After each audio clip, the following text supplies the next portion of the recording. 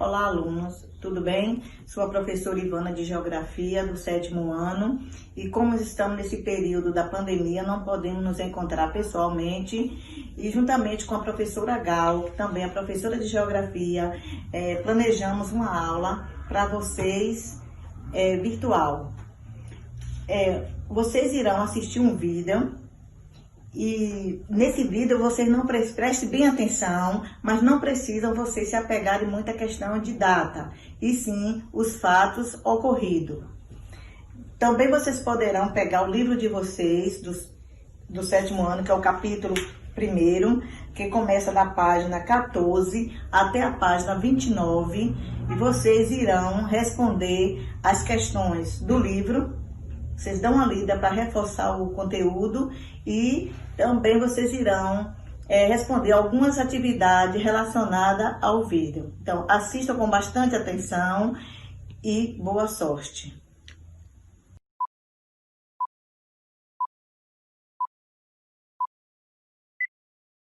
Este é o território brasileiro atual, com cerca de 8,5 milhões de quilômetros quadrados, sendo o 5º maior país do mundo, ocupando cerca de 7,5% da superfície terrestre e 47,3% da superfície da América do Sul. Internamente, o Brasil é dividido em 26 estados e o Distrito Federal. Porém, essas fronteiras nem sempre foram assim. Então no vídeo de hoje veremos como o Brasil passou disto para isto. O vídeo de hoje foi a sugestão de um inscrito, porém eu não consegui mais encontrar o comentário. Então me desculpe se eu não colocar o seu nome aí. Antes da chegada dos portugueses, não existiam fronteiras onde hoje é o Brasil. A população aqui era indígena e eles basicamente viviam em suas tribos de boa. Até que em 1500, os portugueses chegaram, no lugar onde hoje se localiza a cidade de Porto Seguro.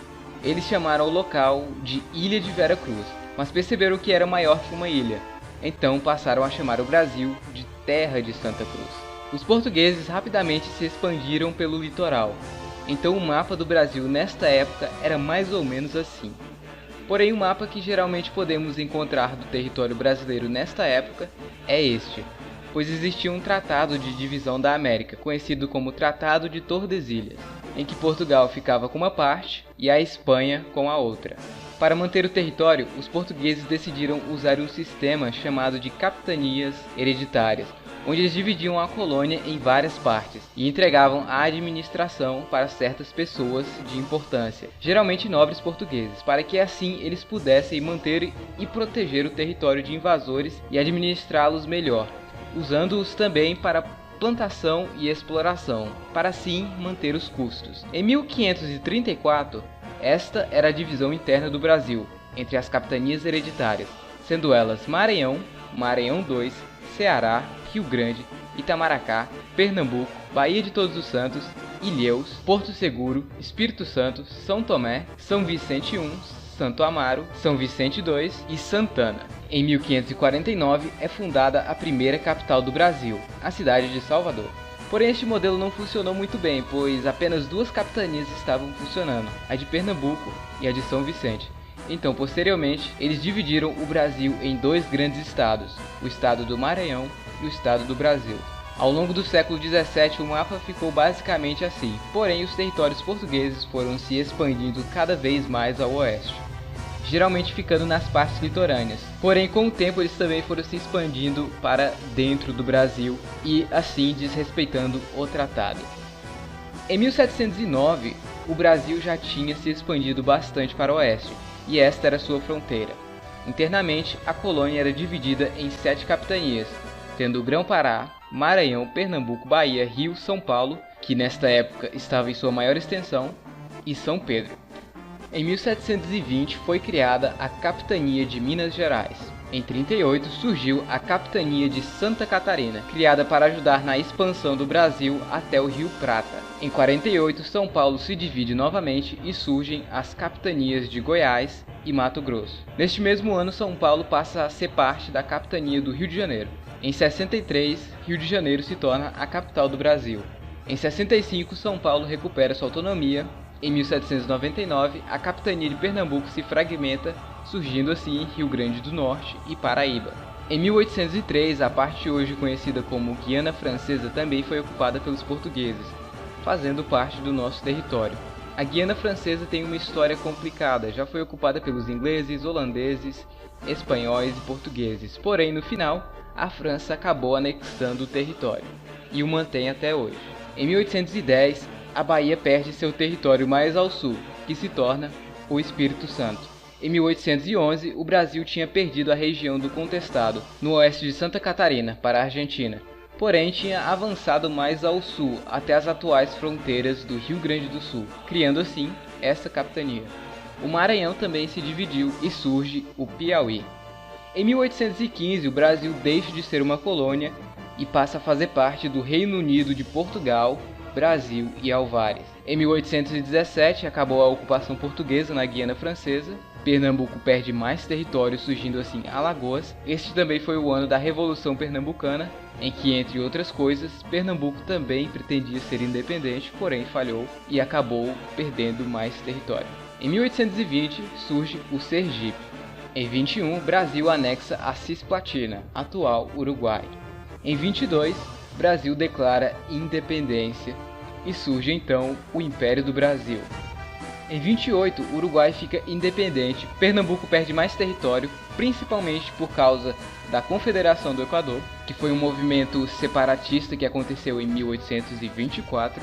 Esse território agora passa a ser parte da Bahia. Goiás também perde território para Mato Grosso e para Minas Gerais, a parte hoje conhecida como Triângulo Mineiro. Em 36, Rio Grande do Sul também fica independente, criando assim a República Rio-Grandense. Em 39, Santa Catarina fica independente também, criando a República Juliana. Porém, no mesmo ano ela volta a fazer parte do Brasil. Em 45, Rio Grande do Sul volta a fazer parte do Brasil novamente. Essas independências não foram reconhecidas por outros países. Em 50, Grão-Pará se divide, surgindo assim Amazonas e Pará. Em 53, São Paulo se divide novamente e nasce o Paraná. Um dos motivos foram as revoluções liberais, que aconteceram em 42 e que teve bastante participação dos paulistas, além de outros motivos regionais. Em 67, Brasil avança suas fronteiras para o oeste, aumentando as províncias do Amazonas e Mato Grosso. Em 70, após o fim da Guerra do Paraguai, o Brasil aumenta um pouquinho mais seu território. Em 89, acontece a Proclamação da República. Em 1903, o Brasil recupera o território de Contestado, acontece também a Guerra do Acre, não essa aí, essa que também é conhecida como Revolução Acreana. O Acre se declara independente, vira um país. Logo após isso, o Brasil ocupa o território do Acre, faz um acordo diplomático com a Bolívia e paga 2 milhões de libras esterlinas como indenização para a Bolívia. Além disso, o território da Amazônia cresce mais um pouquinho, e a divisão entre os estados do Mato Grosso, Amazonas e Pará é redesenhada.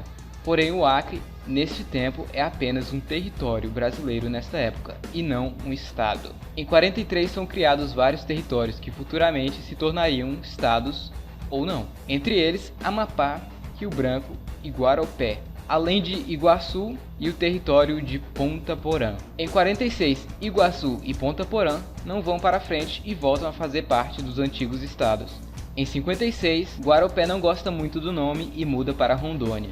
Em 60, eles mudam o Distrito Federal para o centro do país, bem no estado de Goiás. Em 62, Rio Branco também não gostou muito do seu nome e mudou para Roraima.